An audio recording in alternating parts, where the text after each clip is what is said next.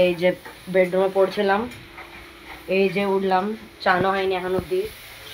মায়ের এখানে লাঞ্চ বানানো হয়ে গেছে, আজকে দেখানো হলো নি আজকে আমাদের ব্রেকফাস্টে কী খাওয়া হলো। মা এখানে উচ্ছের তরকারি করেছে, ডাল আর ভাত তো হয়ে গেছে আমাদের।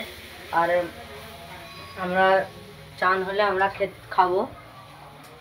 আর এখন তো আমাদের আজকে বিসর্জন, তো আমরা বিকেলবেলা যাব বিসর্জনের ঠাকুরকে দেখতে, কতগুলো ঠাকুর আছে না আছে। তোমাকে দেখা হচ্ছে লাঞ্চের টাইম। দেখো আজকে লাঞ্চে কি কি বানিয়েছে মা।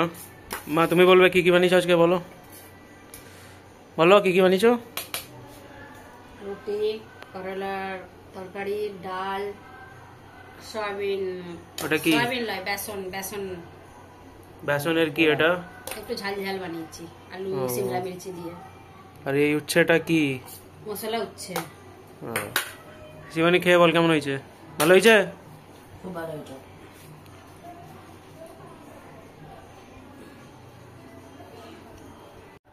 উচ্ছের তরকারিটা এতটাই ভালো হয়েছে বলে বোঝাতে পারবো না। মা যে পুরো এক বাটির মতো নিয়েছিল, মা পুরো খেয়ে নিয়েছে।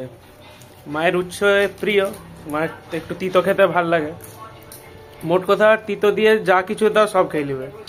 লোক ভাত রুটি খাই শুনেছি, মা তিতো দিয়ে মুড়িও খেয়ে নিবে এমন। আর একটা জিনিস দেখাতে মনে নাই, এই যে এগুলো বেসনের বড়া বানিয়েছে। মা কবে রেসিপি বলবে নাকি, দেখাবেন নাকি, বানিয়ে দেখাবে নাকি কবে? যখন করবো তখন। ঠিক আছে তাহলে। কি খাচ্ছ তুই লুকি লুকি? পাঁপড় দে আমাকে। নিচে খাবি বলে সব লিয়ে লিয়েছিলি। হ্যাঁ এই দেখো পাঁপড়ে চলে এলো, লুকিয়ে রেখেছিল বোন দিবেনি বলে। দেখো কালকের মতন একটা নাটক, কথা বললে ওর সাথে ও ভ্যাংচাবে।